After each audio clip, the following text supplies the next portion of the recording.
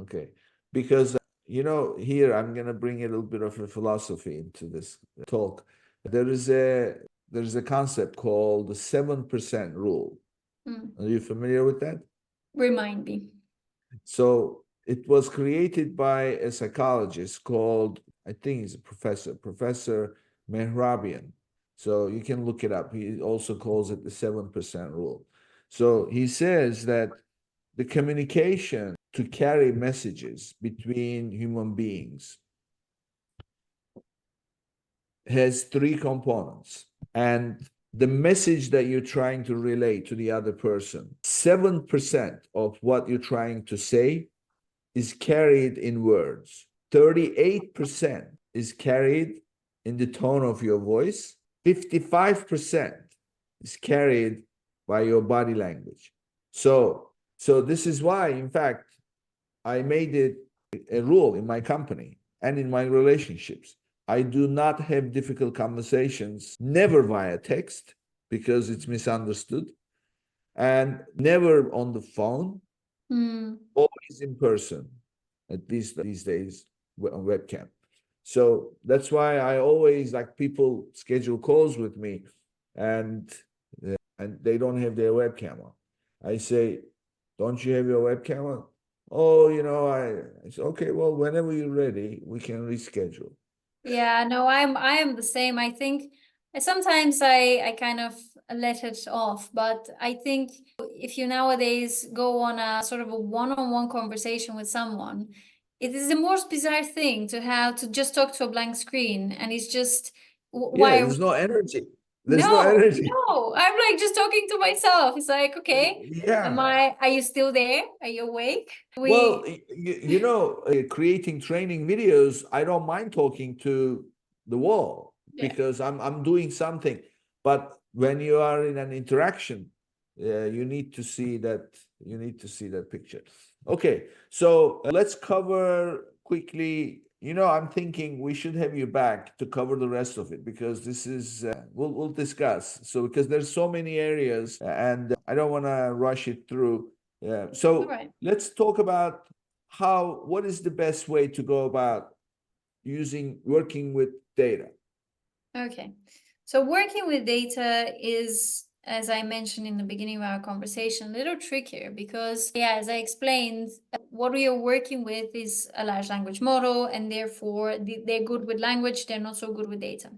Now, if I were a seller and I want to do any sort of data analysis, my tool of choice would be then ChatGPT, just because it has this integration with Python, which makes it okay. I wouldn't call it good, but okay at analyzing data. Now, there is the technical bits that you need to bear in mind, like, best is feed a CSV file. Best is to make sure that whenever you're prompting, explain exactly what are the metrics. The best explain, quote exactly the file name as it is, all of these technicalities, right? So this is kind of best practice hygiene in terms of prompting.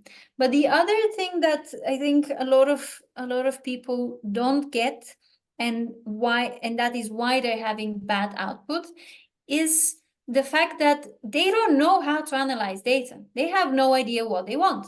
And so how would you know? How would you get the AI to give you something of meaning if you don't know what you're looking for? And so when I train teams on using AI for data analysis, the first thing I say to them is, you're not going to get any good analysis if you are already not a good analyst yourself. You need to know what that data contains and what you're looking for. Just like everybody's asking me, oh, can we use AI for inventory forecasts? I'm like, yeah, of course you can, but might as well do it yourself, because the reality is that with a lot of things like forecasts, you need to know what are your hypotheses. You need to know what are your assumptions. You need to know, of course, you can sit down and type in AI, okay, I assume this and that could be a model you can build in, like, let's say in a custom GPT or within just a prompt or ongoing. But you need to know as a person, what is it in that data that you want to find out, see, analyze, and what you want the output to be. And so that goes back to the prompt, right? So when you build the prompt, you need to be very specific. So I teach a lot of sellers how to use the search query performance report and use AI to analyze it. It's magic. Like, that report, it's like a mammoth. It's absolutely huge. And AI can help you cut down the analysis bit to like a few seconds, because if you know exactly what you're searching for, you already have prompt that you just put in, and then it spits out the data like, let's say 20 seconds later. Great. But again, what is it in that mammoth of a report that you want to find out? So I say, like, use AI, and there are things that you can do to make your output better.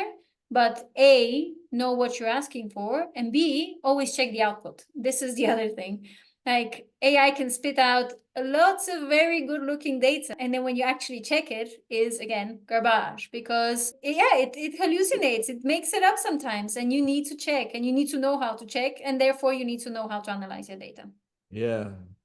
So it's funny, I have some friends, they're looking for a boyfriend, a girlfriend, a husband, wife, whatever. And I ask them, what are you looking for? And they start by saying, I tell you what I don't want. Well, that's not how you. Okay, that's useful. Good luck finding it. If you don't know what you want, I mean, let's face it, that's a common problem in the world. People don't really know what they want in life, right? They're never happy with what they have, but they also don't know what they want. They know very well what they don't want. Yeah, That's that is actually very true. yeah. Well, so it's okay.